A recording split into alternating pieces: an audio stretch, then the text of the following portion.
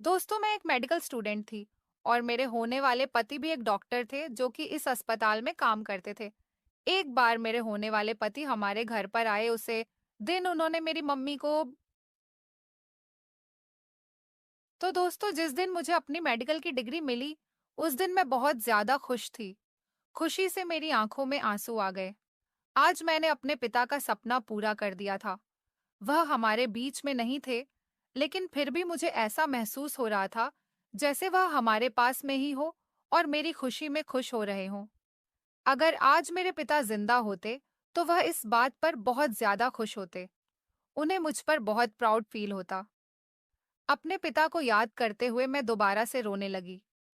माँ ने मुझे गले लगाया और मुझे प्यार करने लगी।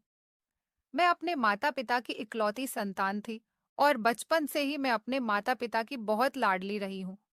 मेरी हर ख्वाहिश मुंह से निकलने से पहले ही पूरी हो जाती थी। जब मैं पैदा हुई थी, तो मुझे देखकर मेरे पिता ने अपने सपने के बारे में बताया था। उनका सपना था कि वह डॉक्टर बने, लेकिन वह घर में सबसे बड़े थे और सारी जिम्मेदारियां उन्हीं पर थीं। इसी वजह से उन्हें अपने सपने को पीछे छोड़ना पड़ा। लेकिन वह मुझे डॉक्टर बनाकर अपने सपने को सच होता हुआ देखना चाहते थे। इसी वजह से बचपन से ही मेरे जहन में यह बात बैठ गई थी कि मुझे डॉक्टर बनना है। मैं बचपन से ही बहुत ज्यादा इंटेलिजेंट थी और मैं बहुत ज्यादा खूबसूरत थी। मुझे मेरे बारे में, मेरी खूबियों के बारे में बहुत अच्छे से पता था और यही चीज थी जिसने मुझे घमंडी बना दिया था। मैं खुद से कम लोगों को बात करने के लायक भी नहीं समझती थी। लेकिन फिर अचानक एक दिन मेरे पिता का देहांत हो गया। मेरे पिता का कारोबार बहुत बड़ा था।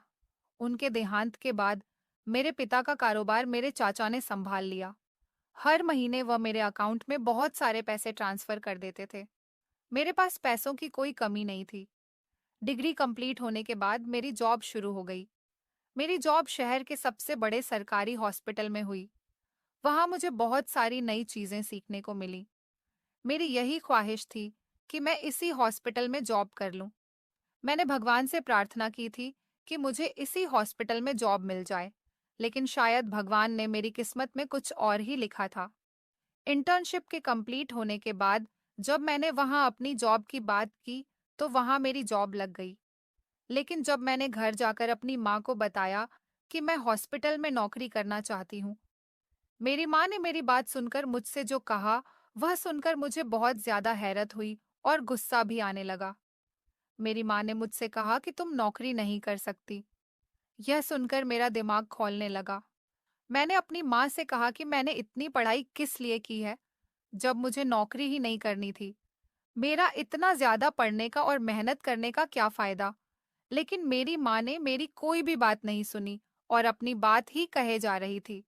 जब मैंने कह दिया कि तुम नौकरी नहीं करोगी, तो नहीं करोगी और यह मेरा आखिरी फैसला है, यह कहकर माँ अंदर चली गईं। माँ का यह फैसला सुनकर मेरी आंखों में आंसू आ गए। मेरा इतना बड़ा सपना पूरा होने के बाद भी मुझे कुछ हासिल नहीं हुआ था। मुझे लग रहा था जैसे सब कुछ पाकर भी मैं खाली हाथ रह गई हूँ। मैं अपनी माँ की बात समझने की कोशिश कर रही थी। मैं नहीं जानती थी कि आखिर उनके दिमाग में क्या चल रहा है। फिर जब थोड़ी देर के बाद मैं कुछ शांत हुई और मेरा दिमाग कुछ सोचने समझने के काबिल हुआ, तो सबसे पहले मेरे दिमाग में यही सवाल आया, मेरी माँ मुझे क्यों मना कर रही है? मैंने यह डिग्री इसलिए हासिल की थी क्योंकि इसमें पैसा ही पैसा था। मैं बहुत ज्यादा पैसे कमाना चाहती थी। मैं बहुत लालची बन गई थी। मेरी माँ मेरे बारे में यह बात अच्छी तरह से जानती थी। उन्हें पता था कि मैं पैसों के लिए कुछ भी कर सकती हूँ।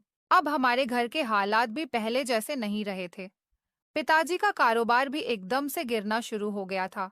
अब महीने में मेरे अकाउंट में थोड़े ही पैसे आते थे, जिससे हमारे घर का खर्चा मुश्किल से हो पाता था। लेकिन मैं ऐशो आराम में रहने की आदी हो गई थी। अब मेरे लिए गरीबी में जिंदगी गुजारना नामुमकिन सा था, वह भी इन हालत में जब मेरे पास मौका भी था, डिग्री भी थी, मेरे पास एक्सपीरियंस भी था। फिर मेरी माँ क्यों मुझे रोक रही थी? यही बात सोच सोचकर मुझे गुस्सा आ रहा था।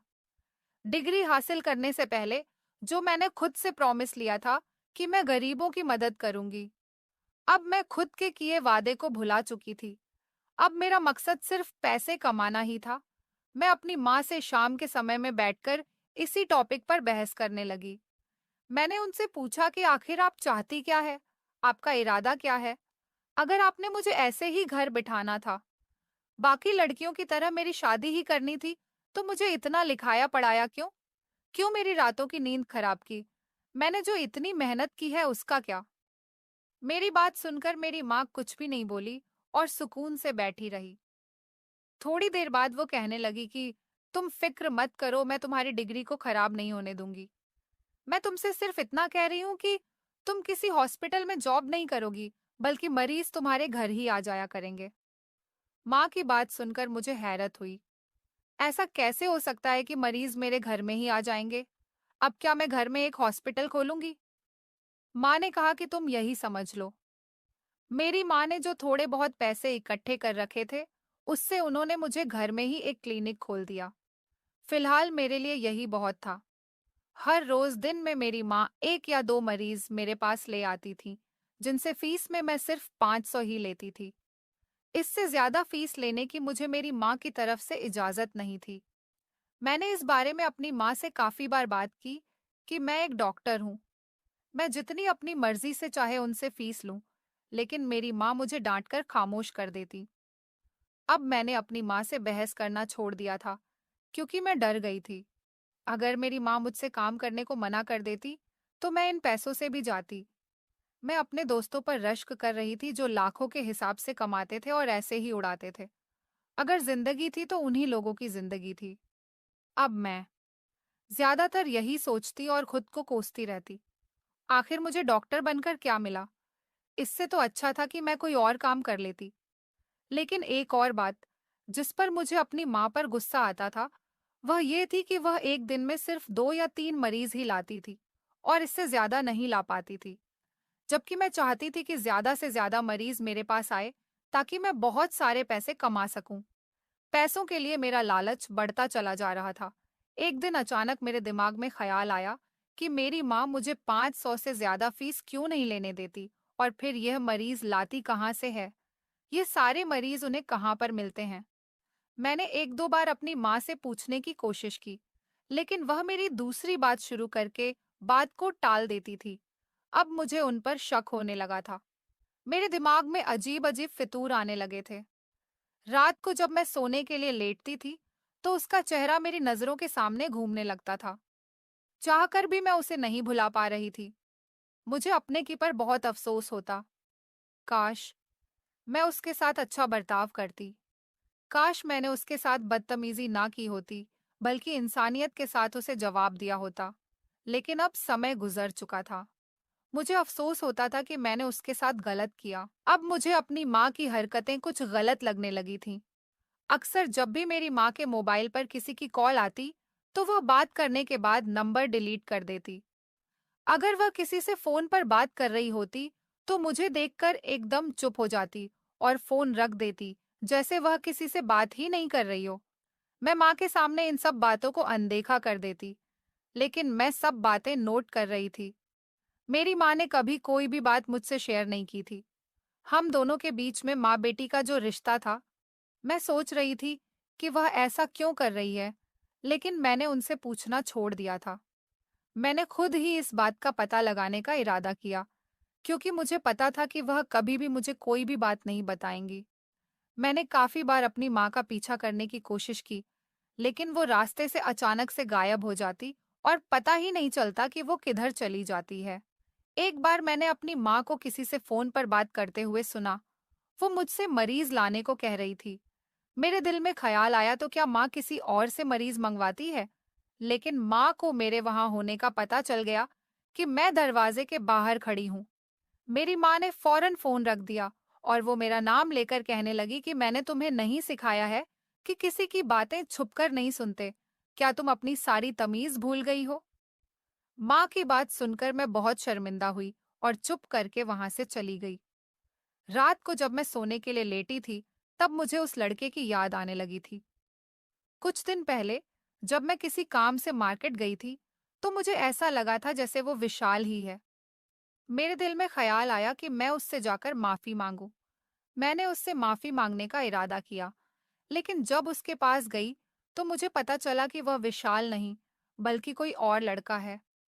वह मेरे दिल और दिमाग पर इस कदर सवार हो चुका था कि अब मुझे हर जगह वही दिखाई देने लगा था। मैंने फौरन इस लड़के से माफी मांगी और अपना सामान लेकर घर आ गई। घर आने के बाद भी मुझे ऐसा ही लगता रहा जैसे मैंने विशाल को भी देखा हो, लेकिन वह अचानक से कहीं गायब हो गया था। दूसरी तरफ मेरे दिल में मेरी माँ के लिए शक पैदा हो चुका था। मेरे दिल में यह भी था कि कहीं मेरी माँ गलत कामों में तो नहीं पड़ गई, क्योंकि हमारे शहर में इस समय बहुत अफवाह फैली हुई थी। मैं सोच रही थी कि कहीं मेरी माँ मुझे ही इन सब में ना फंसा दे। बहुत सारे सवाल थे जो मेरे दिमाग में चल रहे थे। हजारों पहेलियां थी जिनको मैं सुलझाना चाहती थी। मैंने अपने एक दोस्त से मदद लेने का फैसला किया ताकि वह मेरी मदद करे और मुझे बताए कि मेरी माँ कहाँ जाती है। लेकिन मुझे पता चला कि वह दोस्त तो दूसरे शहर में है। अब जो करना था वह मुझे ही करना था। एक दिन मेरी माँ ने मुझसे कहा कि वो बाहर से कुछ सामान लेने जा रही है। मैंने उनका पीछा करने के बारे में सोचा। जैसे ही वह घर से बाहर निकली, मैं भी उनके पीछे पीछे चलने लगी। मैंने अपना फेस एक रुमाल से कवर किया हुआ था और मैं अपनी माँ से इतनी दूरी पर थी कि मेरी माँ को मुझ पर शक न हो सके। जब वह थोड़ा सा आगे गई, तो वह हमारे मोहल्ले की एक औरत के घर चली गई। मैं बाहर खड़ी हुई, उनका इंतजार कर रही थी कि वह यहाँ से जल्दी से बाहर निकले। मैं सोच रही थी कि वह जल्दी से बाहर निकले और जहाँ उन्हें जाना है वह वहां जाए। धूप बहुत ज्यादा थी, इसलिए मैं बहुत ज्यादा थक गई थी। मैं वहां खड़े खड़े बहुत थक चुकी थी, इसलिए घर वापस आ गई।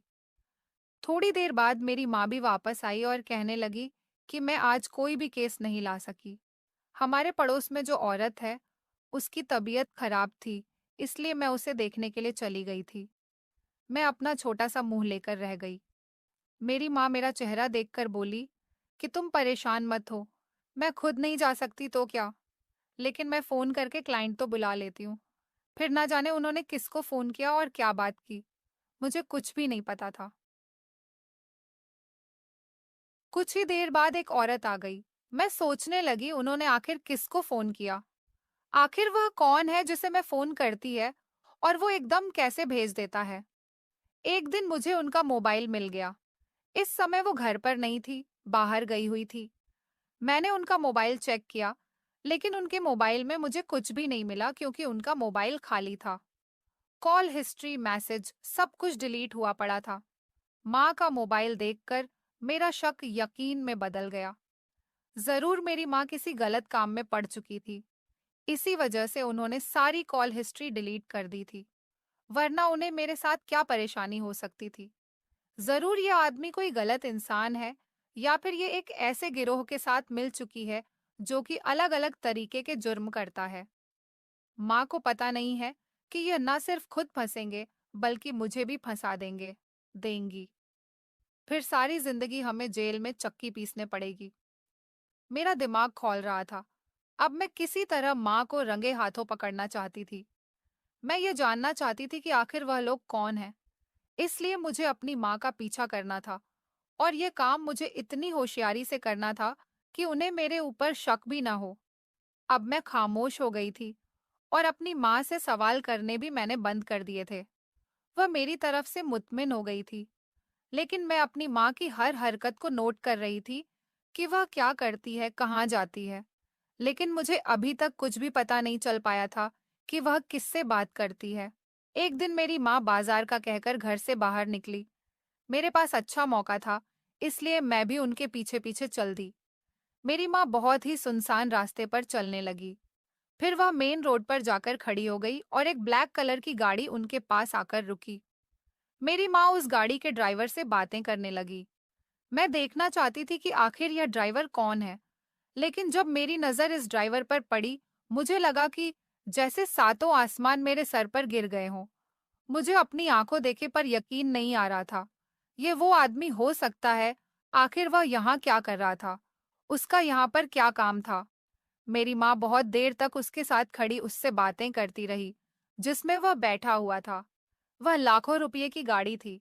आखिर उसके पास यह गाड़ी कहाँ से आ सकती है? वह तो एक आम सा इंसान था। उसका पहनना ओढ़ना भी कुछ खास नहीं था, लेकिन अब ये सब उसके पास कहाँ से आया था और वह माँ से क्या बातें कर रहा था? हजारों सवाल मेरे दिमाग में घूम रहे थे। मैंने एक टैक्सी रोकी। जैसे ही मेरी माँ गाड़ी में बैठी, मैं उस गाड़ी का पीछा करने लगी। इसी बीच मैं ये सोच रही थी कि मेरी माँ और विशाल के बीच में क्या लिंक हो सकता है। इतने सालों बाद इतनी अच्छी हालत में उसको अपने सामने देखकर मैं अपने अतीत में खो गई। उस समय मेरा मेडिकल का फाइनल ईयर था। मेरे पेपर्स होने वाले थे। काफी दिनों से मैं नोट कर रही थी कि मेरा क्लास फेलो मेरे आगे पीछे घूम रहा था। वह मुझसे कोई बात करना चाहता था, लेकिन मैं जानती थी कि वह मुझसे क्या बात करना चाहता है। मुझे हमेशा ही उससे चिढ़ होती थी, क्योंकि वह गरीब घर का लड़का था और गरीब लोगों से मुझे सख्त नफरत थी। मैं अपने जैसे लोगों को ही पसंद करती थी। मेरी सोच थी कि गरीब लोग पैसों के भूखे होते हैं और इसी वजह से वह अमीरों के पीछे भागते हैं, और हो सकता है कि लड़का इसीलिए मेरे पीछे आता हो, और मेरी सोच सही साबित हुई थी। आज मैं कैंटीन में अकेली बैठी हुई थी क्योंकि मेरी फ्रेंड आज कॉलेज नहीं आई थी। जब विशाल मेरे पास आया और मुझसे कहने लगा कि मुझे आपसे कुछ बात करनी है। मैं बहुत दिनों से उसे इग्नोर कर रही थी, लेकिन आज मैंने बात करने का फैसला कर लिया। वह बात करने से पहले घबरा रहा था, लेकिन मुझे उससे बात करने में कोई दिलचस्पी नहीं थी। इसलिए मैंने उससे कहा कि जल्दी बोलो, मेरे पास ज्यादा टाइम नहीं है। मैंने मुंह बनाकर उससे कहा, तो वह कहने लगा कि मैं आपको बहुत पसंद करता हूँ और आपसे शादी करना चाहता हूँ। उसने एक ही सांस में कह दिया था। उसकी बात सुनकर मुझे बहुत ज्यादा गुस्सा आया। आखिर उसकी हिम्मत कैसे हुई मुझसे ऐसी बात करने की?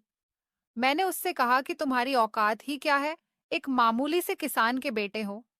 आज के बाद मुझे अपनी शक्ल मत दिखाना। मुझसे बात करना तो बहुत दूर की बात है। आज के बाद मेरे आसपास भी नजर मत आना, वरना मुझसे बुरा कोई नहीं होगा। मैंने भी उससे बहुत गुस्से में यह सब कुछ कहा था। मैं बहुत ही खूबसूरत थी और अमीर भी थी, और इसी बात का मुझे बहुत ज्यादा घमंड था। मेरी यह बात पूरे कॉलेज में मशहूर थी। मेरी इसी अदा की वजह से लड़के मेरे आगे पीछे घूमते थे, और मुझे इस बात का अच्छी तरह से मालूम था। उसका चेहरा शर्मिंदगी से लाल हो गया और उसकी आंखों में आंसू आ गए। मुझे ऐसा लगा कि शायद मैंने उससे कुछ ज्यादा ही कह दिया, लेकिन फिर मेरे अंदर का घमंड मेरे सामने आ गया और फिर मैंने सब बात को भुला दिया। उसके बाद पेपर तक वह मुझे अपने आसपास भी नहीं दिखाई दिया, लेकिन इस सब के बाद से मुझे बेचैनी सी होने लगी थी। मुझे उसे अपने आसपास देखने की आदत हो चुकी थी, और अब अचानक वह गायब हो गया था। मैंने खुद को बहुत कोसा और फिर अपनी सारी तवज्जो अपने पेपर्स पर कर ली, क्योंकि यह मेरे फ्यूचर का सवाल था। मैं श्याम से लड़के की वजह से अपना फ्यूचर खराब नहीं कर सकती थी, और फिर हमारे फाइनल ईयर के पेपर भी कंप्लीट हो गए। मैंने वहां पर भी उसे नहीं देखा। मैं नहीं जानती थी कि उसने पेपर दिए हैं या नहीं। मुझे पैसों से बहुत मोहब्बत थी। मैं बहुत ज्यादा लालची थी, और मैं दोस्ती भी सिर्फ ऐसे लोगों से ही करती थी जो बहुत ज्यादा अमीर हो। फिर जब मेरी इंटर्नशिप वाली जॉब शुरू हुई, तो वहां एक डॉक्टर था जो बहुत ज्यादा खूबसूरत और हैंडसम था। वह बिल्कुल वैसा ही था जैसा मुझे चाहिए था। उसके चेहरे पर हमेशा मुस्कुराहट रहती थी। जब मैंने उसे पहली बार देखा, मैंने उसी समय भगवान से प्रार्थना की थी कि मुझे इसी हॉस्पिटल में जॉब मिल जाए और मैं इस लड़के के साथ काम करूं। लड़कियां उससे बहुत ज्यादा इम्प्रेस होती थी, बल्कि मेरे डिपार्टमेंट की तो सारी लड़कियां ही उसे पर अपना दिल हार बैठी थी। वह भी सबके साथ बहुत अच्छे से बात करता था। मैंने भी उसे कभी किसी के साथ बदतमीजी करते हुए नहीं देखा था। मेरे साथ भी वह ऐसे ही बात करता था जैसे और लड़कियों के साथ करता था। लेकिन मैं दिल ही दिल में उससे प्यार करने लगी और उसके साथ शादी करने के सपने देखने लगी।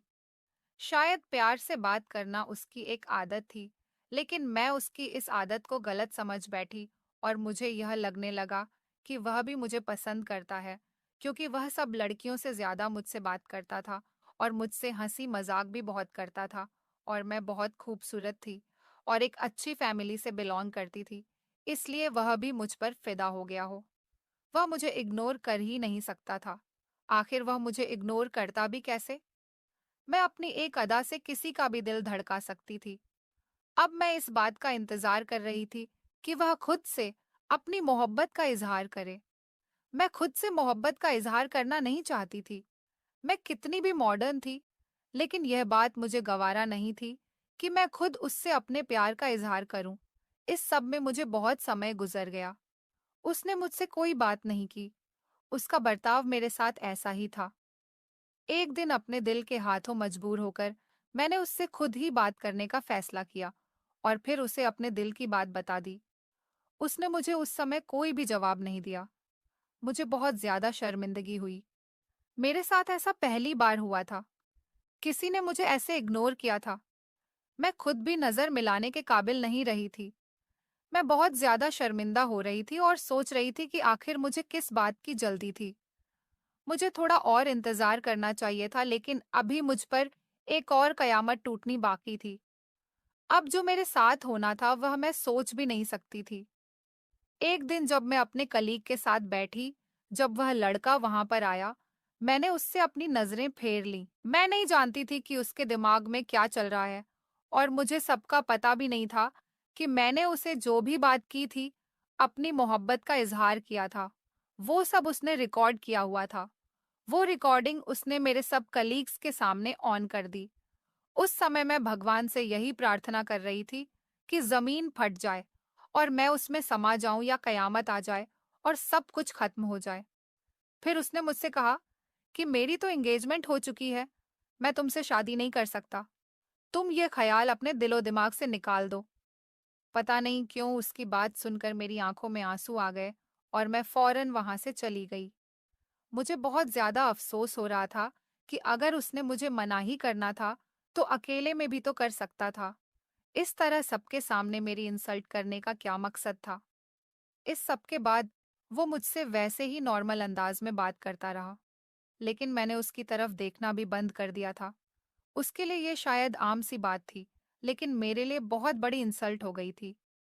मेरे सब दोस्तों और कलीग्स ने मेरा बहुत मजाक बनाया था, लेकिन फिर समय के साथ साथ मैं ये बात भूल गई। लेकिन मुझे इस बात का एहसास हो रहा था कि मैंने भी एक दिन किसी के साथ ऐसा ही बर्ताव किया था, ऐसे ही सबके सामने उसकी इंसल्ट की थी और उसकी मोहब्बत का मजाक बनाया था। भगवान ने शायद मेरे साथ इसीलिए ऐसा किया था, क्योंकि जो इंसान दूसरों के साथ गलत करता है, उसके साथ भी वही होता है। आज मुझे मेरे किए की सजा मिल चुकी थी।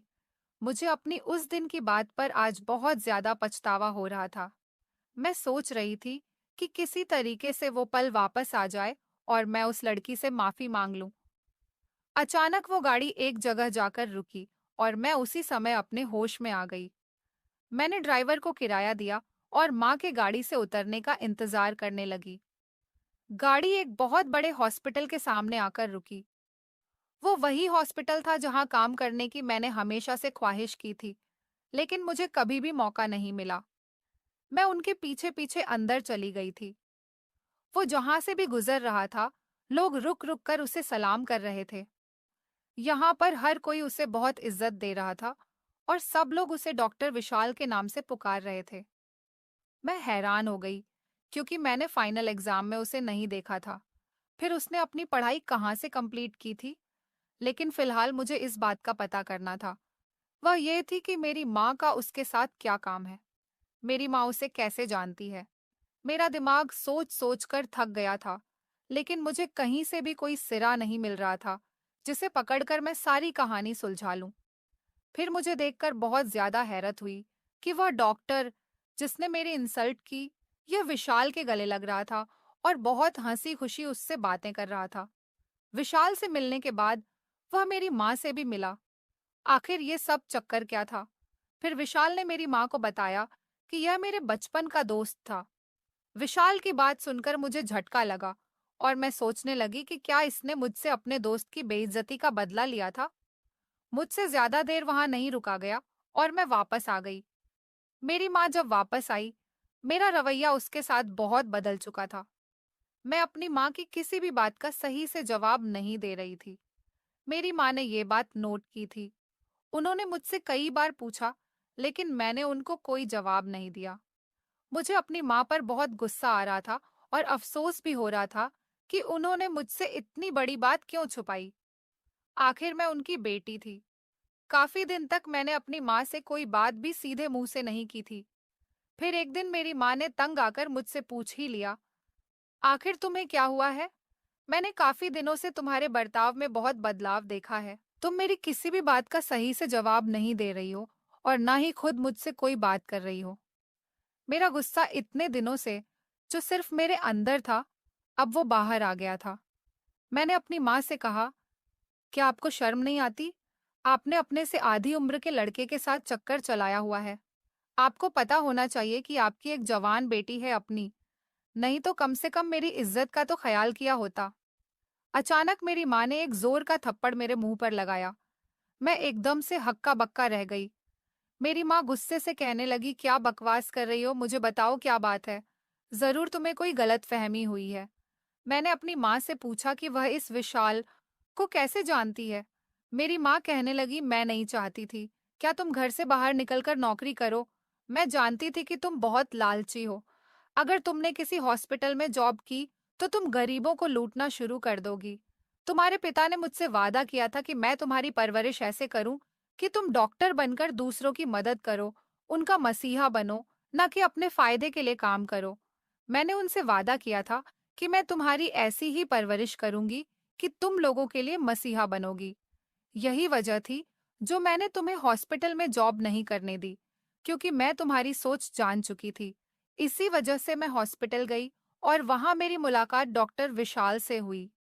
वह मुझे तुम्हारी वजह से जानता था। मुझे परेशान देखकर उसने मुझसे मेरी परेशानी की वजह पूछी। मैंने उसको सारी बात बता दी। उसने कहा कि आपको परेशान होने की जरूरत नहीं है। वह हॉस्पिटल विशाल के पिता का था। उसने मुझसे यह कहा कि मैं तुम्हें घर में क्लिनिक खुलवा दूं और मरीज भेजना उसका काम है, और उसने मुझसे कहा था कि मैं तुम्हें इसके बारे में कुछ ना बताऊं। वह जानता था कि तुम मुझसे नफरत करती हो। यही वजह थी कि मैं मोबाइल से उसका नंबर डिलीट कर देती थी, ताकि तुम्हें पता न चले। जब वह हॉस्पिटल में होता था, वह खुद ही मरीज भेज देता था। लेकिन जब वह हॉस्पिटल में नहीं होता था, फिर मुझे जाना पड़ता था। इन मरीजों से हम आधे पैसे लेते थे, और जो आधे पैसे भी नहीं दे सकते थे, उनका मुफ्त में इलाज कर रहे थे। अपनी माँ की बातें सुनकर मुझे अपने ऊपर बहुत गुस्सा आया।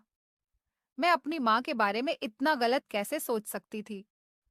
मैंने उनके आगे अपने हाथ जोड़े और उनसे माफी मांगने लगी। विशाल के लिए भी अब मेरे दिल में एहसास पैदा हो गया था। लेकिन जब मुझे याद आया कि उसके दोस्त ने मेरे साथ कैसा बर्ताव किया था, वो तमाम जज्बात खत्म हो गए और मेरे दिल में उसके लिए गुस्सा पैदा होने लगा। मेरी माँ ने उसे सब कुछ बता दिया कि मुझे सब पता लग गया है। फिर एक दिन वह हमारे घर में आया और उसके साथ वही डॉक्टर था जिसने मेरी बहुत बेइज्जती की थी। मुझे देखकर उसने शर्मिंदगी से अपनी नजरें झुका लीं और वह कहने लगा कि मैं तुमसे शर्मिंदा हूँ। तुम्हारी इस हरकत की वजह से मेरा दोस्त बहुत दिन तक अफसोस में रहा, जिसकी वजह से मुझे तुम पर गुस्सा था। लेकिन जब विशाल को यह सब कुछ पता चला, तो उसने मुझे बहुत डांटा। मैंने भी उसको माफ कर दिया था। मेरा दिल उनकी तरफ से साफ हो गया था। कुछ दिनों के बाद विशाल ने मेरे घर मेरे लिए दोबारा रिश्ता भेजा। मेरी माँ ने मुझसे पूछा, तो मैंने हाँ कर दी। माँ ने हमारी शादी कर दी और फिर मेरी और विशाल की शादी हो गई, और हमने गरीबों के लिए एक हॉस्पिटल खोला जिसमें हम उनका मुफ्त इलाज करते हैं। तो दोस्तों, उम्मीद करती हूँ आपको हमारी कहानी पसंद आई होगी। कहानी पसंद आई है तो वीडियो को लाइक करें। चैनल पर नए हैं तो चैनल को सब्सक्राइब करें और नोटिफिकेशन को जरूर दबाएं, ताकि अगली अपडेट सबसे पहले आपको मिले। धन्यवाद।